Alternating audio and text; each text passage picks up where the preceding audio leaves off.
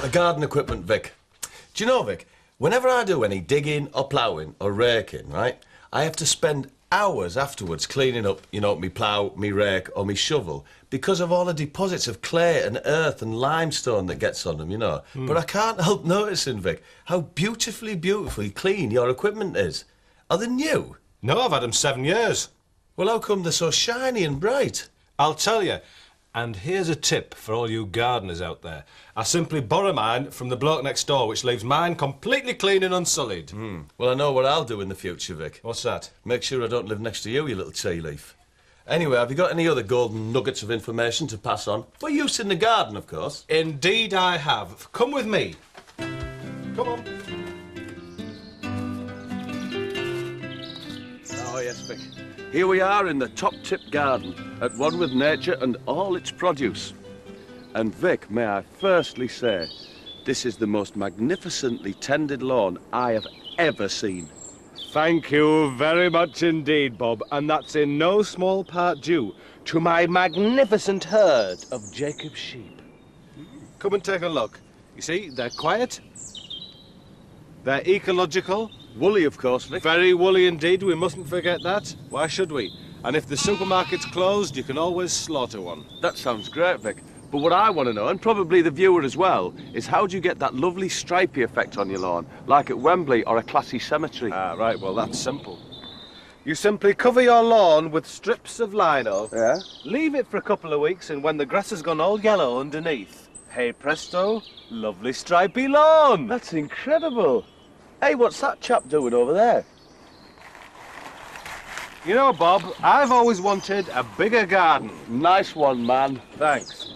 And so, whilst my neighbours are away on holiday, I've got Clive here to move my garden fence 6 or 7 feet over in my favour. Nice one indeed, Vic. Thank you. Now, talking about upsetting the neighbours, Vic, Yes. This is a good time to pause for a moment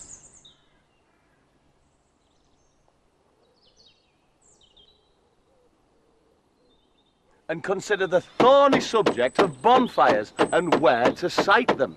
And who better to ask than the former lead singer of ELO, Jeff Lynne?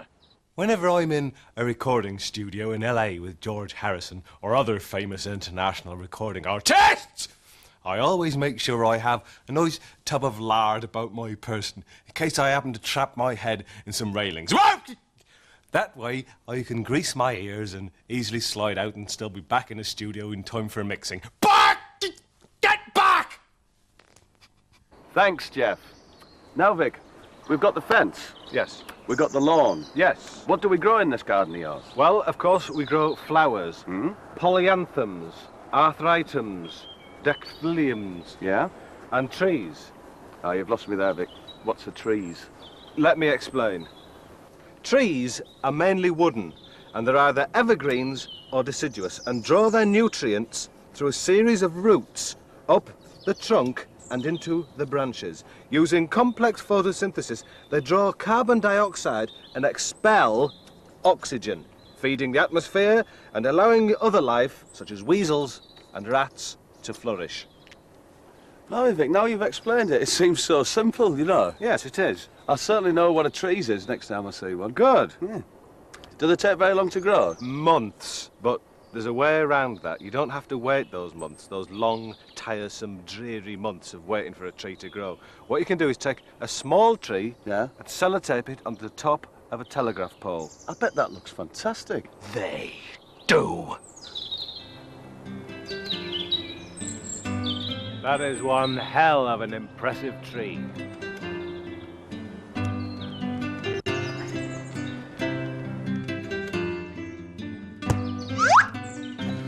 What's this, Vic? It's a football. Yeah, but what's it doing here, Vic? It's those bloody kids over there. Is there anything we can do about this? As a one-time Japanese or Japanesque admiral and barkeeper, I know exactly how important it is to nip acts of mindless vandalism such as this in the bud. This is what I do. Yeah, there, I'm teaching them about the value of money. Now they're going to have to work in order to earn enough to buy a replacement football. You know I spoil those kids, I do. I'm too good to them, I am. Sayonara.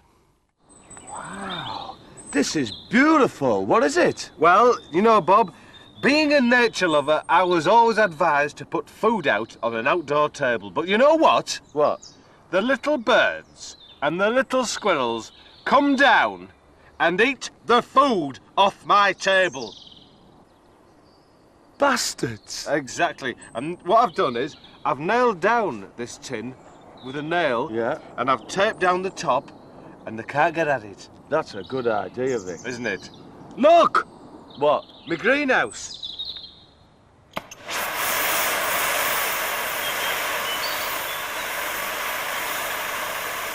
All right, who's got my tub of lard then?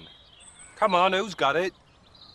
And here it is, Vic, your greenhouse. It's tremendously transparent. And, Vic, it's a beauty. Thank you. But, Vic, one problem with greenhouses is the glass falling out. What are you going to do when it falls out and breaks? Ah, yes.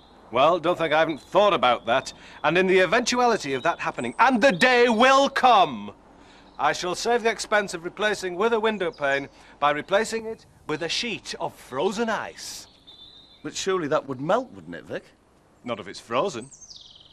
Ah, you're right. And what about the bits of glass that have fallen out? Can you find any use for them? Yes, for the small pieces of broken glass can be used as a replacement for pieces of ice in a soft drink. And it can be used again and again and again. Vic, would that work? Yes.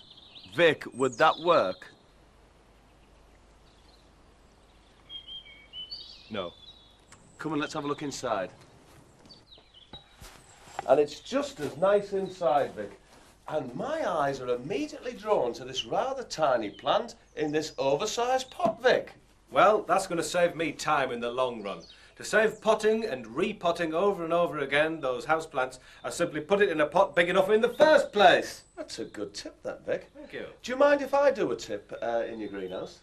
Pardon? Do you mind if I do a tip in here?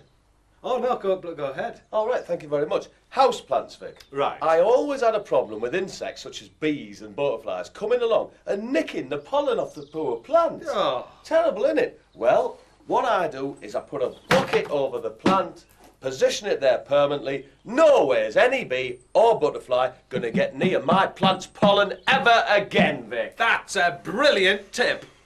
Hello.